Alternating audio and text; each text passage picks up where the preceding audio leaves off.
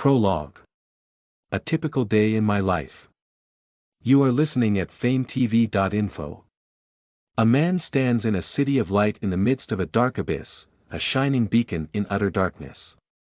The buildings shine with a soft golden light, reflected off the multitude of gems decorating the walls. A normal person might be struck blind, such is the sheer beauty of this city.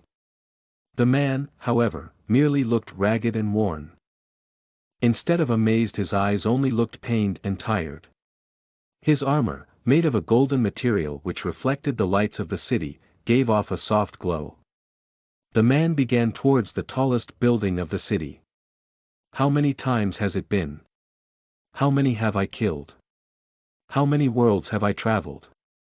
When will it be enough? These questions were muttered by the man as he hurried towards his destination, a large building in which some worlds would be called a skyscraper, only this was no ordinary building. As beautiful as the city was, it paled in comparison with this building.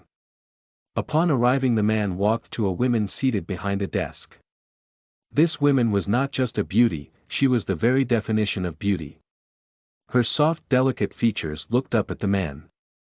"Back so soon?" the woman remarked with a sarcastic smile. The man made a gesture which on some worlds might cause a fight. However, this woman simply laughed and said, "He is waiting for you in the usual spot." The man walked past the seated women to an elevator. Pushing the button for the highest floor, he quietly waited for the elevator to reach its destination. The elevator stopped with a ding and the man exited. In front of him was a penthouse of a sort. The walls were decorated with beautiful murals consisting entirely of diamonds, sapphires, rubies, and other valuable gems. "Fuck you," the man finally spoke. This was, of course, directed to the other man in front of him.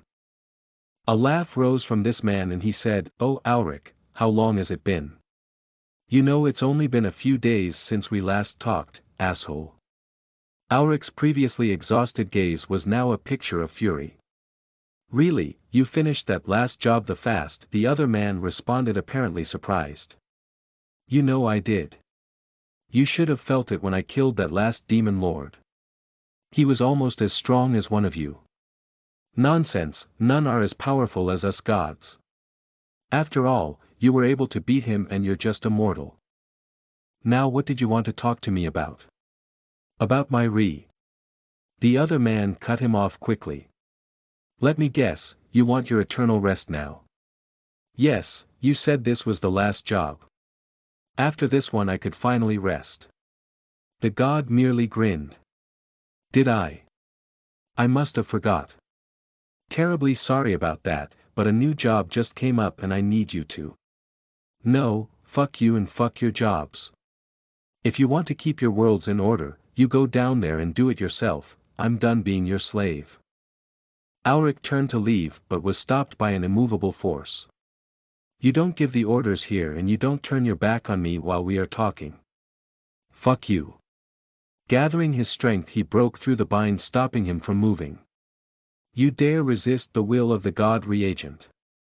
I see you need to be taught another lesson." Faster than the eye could see, Ulrich turned to face the angered god, his sword drawn. Just as he had finished positioning his sword, a spear made of pure golden light struck Ulrich's blade. Sparks flew and the two weapons resounded with a high-pitched whine. A few moments passed as a god and a mortal pit their strengths against each other. The god's gold blade began to crack, however, the god unexpectedly smiled. "Did you forget? Your strength comes from the tribunal, and moreover, me, the god reagent."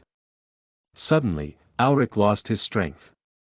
He was quickly pushed down onto his knees as he attempted to resist the god reagent's strength.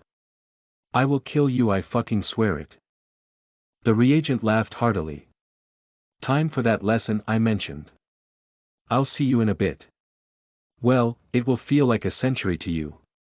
With that, the god reagent snapped his fingers and suddenly Ulrich found himself naked and floating in a dark abyss.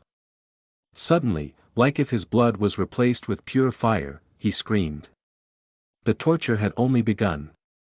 Listen to the full novel at FameTV.info, direct link in the description.